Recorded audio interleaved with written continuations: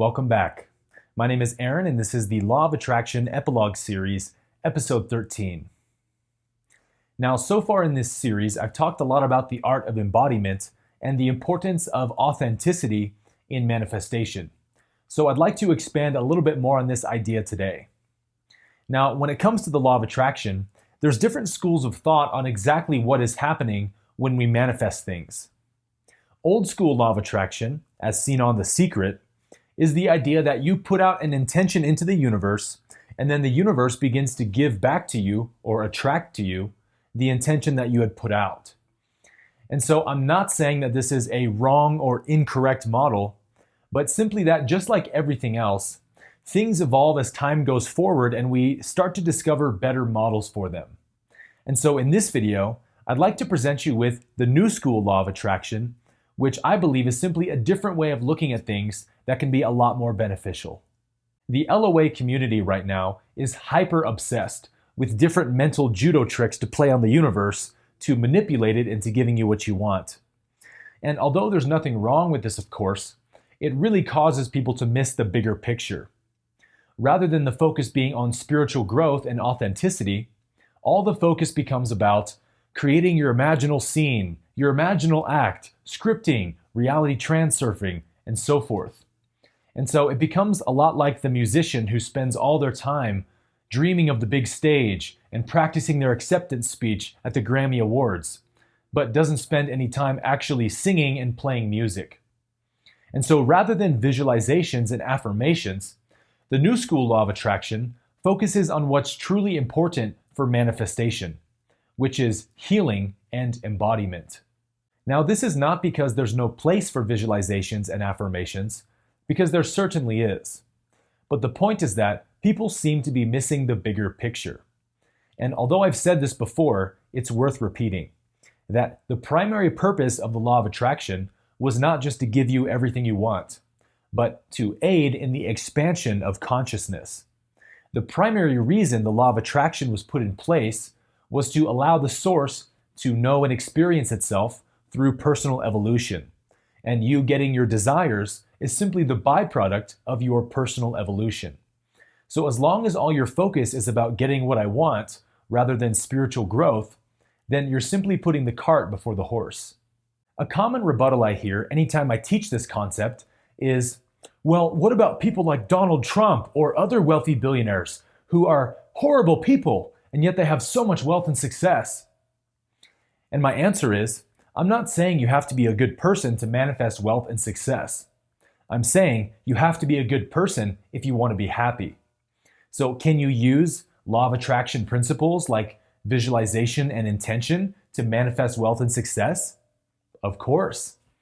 But will any of it make you happy? No. Why? Because you're still going to be creating and attracting an equal amount of pain and suffering along with it. So the new school law of attraction doesn't focus on how to find the external treasures, but how to find the internal treasures. So yes, if you chase after fine wine long enough, you'll eventually get it. But you'll have to drink it through a dirty cup. But if you just focus on cleaning the inside of your cup, then the universe will come to you and pour the finest wine inside.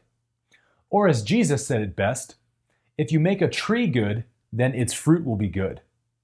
So why waste your time painting the outside of your house while the inside of your house is full of dust and cobwebs and skeletons? First begin to clean up the inside of the house, and the universe will naturally come and fill it with beauty and abundance. So to give you a better idea on the difference in approach of these two philosophies, let's take a look at a practical example. Let's suppose that two people are both trying to manifest their dream job of working as a software engineer at a big tech company. Person number one follows the old school method of manifestation that they learned from watching The Secret. So they spend 20 minutes a day visualizing and creating an imaginal scene of the outcome that they want. The problem is, person number one was raised with extremely strict parents who made them feel like nothing they accomplished was ever good enough.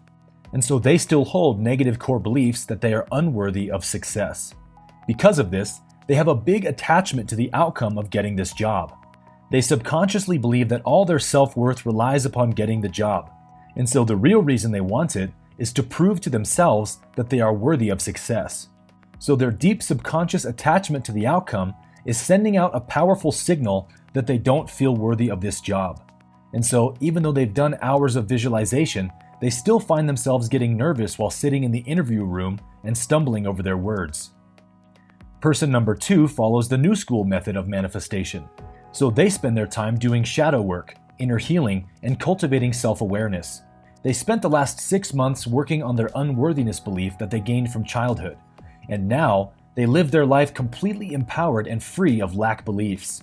As soon as they're offered an interview at the job they want, there is no doubt in their mind that they are a perfect match for this position. So they stroll into the interview room with total confidence and peace of mind. They feel as if they know something that none of the other candidates know, which is that this job already belongs to them. If they don't get the position, then they leave feeling relieved that this only means the universe has an even better position waiting for them. Because they've spent the time and energy doing the real work on themselves, they're completely empty of lack beliefs. So they become a perfect match to whatever they desire. They don't need to spend 30 minutes a day doing visualization because what they want comes to them. So they sit back, relax, and watch the universe work its magic. So the old school of thought is that you put out an intention, you visualize it, you imagine it, and then try not to think negative thoughts about it, and then the universe eventually gives it to you. And this is a bit like taking the long way around rather than the shortcut. Because the truth is that you cannot use the law of attraction to cover up or bypass all of your unhealed wounds. And whether you realize it or not, the thing you want to manifest is not actually what you want, but the feelings that you believe it will give you. Whether that's a feeling of abundance, of love, of peace, or of happiness, it's always something that you have first denied yourself internally. And so you're trying to use manifestation as a means to get it. So how do you stop denying those things to yourself internally? You have to heal. So whether it's an object, a job, a relationship, or an experience, all of these things are merely symbols that represent the essence of what you really want. And so the new school law of attraction bypasses the symbols and goes straight to the essence. What you really want, whether you realize it or not, is healing. And once you've healed your negative core beliefs, fears, and traumas, then you naturally become a match to all of the symbols that reflect your internal state. And the key difference is that not only do you manifest things naturally and effortlessly once you're healed, but you actually have the ability to enjoy them because you're no longer attracting negativity and suffering along with it. When you are healed of your negative core beliefs of unworthiness, lack, and fear, you begin to recognize the abundance that is all around you. A belief acts as a filter that you wear, through which you see all of reality. And the trickiest part is, you don't even realize that you're wearing a filter. It's simply what you believe you're seeing, so you don't even question it. But once you remove that filter, new layers of reality become available to you. So the question is, do you actually attract things to yourself, or do you simply see your own vibration projected out into the universe? If you can see it, you can have it, and you only ever see your own state of being. So once you become abundant internally, you begin to see abundance all around you, where before you only saw lack.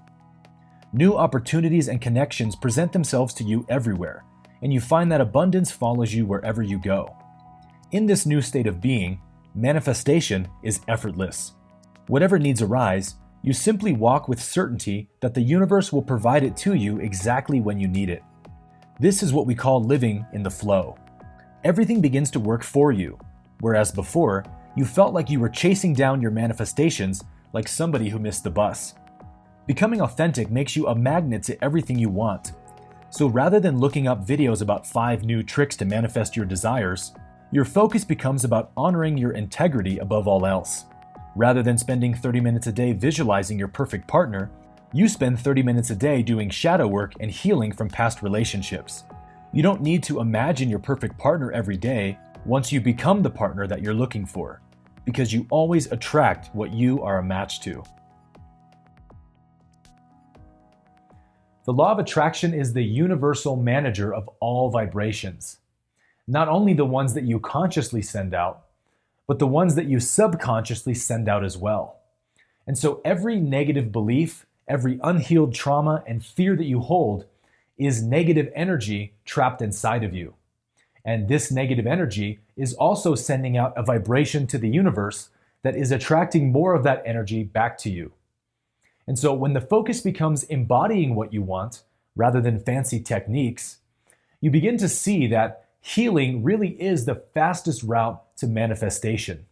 And not only that, but the things you want once you're healed typically look very different than the things you thought you wanted when you were unhealed. And so the only real way to have the essence of what you want is by purifying yourself of the distortions within you that are blocking you from being a match to it. This is the whole purpose of the law of attraction, that we would see our desires reflected out into the universe and realize what it is that we are lacking internally, and then begin to give that essence to ourselves.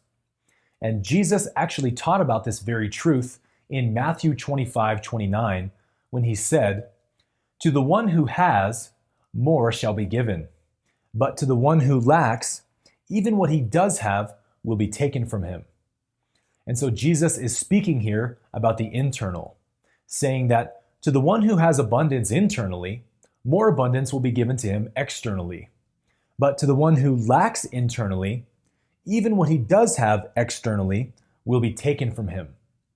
And so most people right now are using the law of attraction to avoid looking at their pain rather than using it to look at their pain and begin to heal it. The only true way to attract abundance is through healing and embodiment. When you become authentic, you become a magnet to all things pure and good. And until that becomes your main focus, then every other technique is really just a form of spiritual bypassing. Pure positive focus will only get you so far.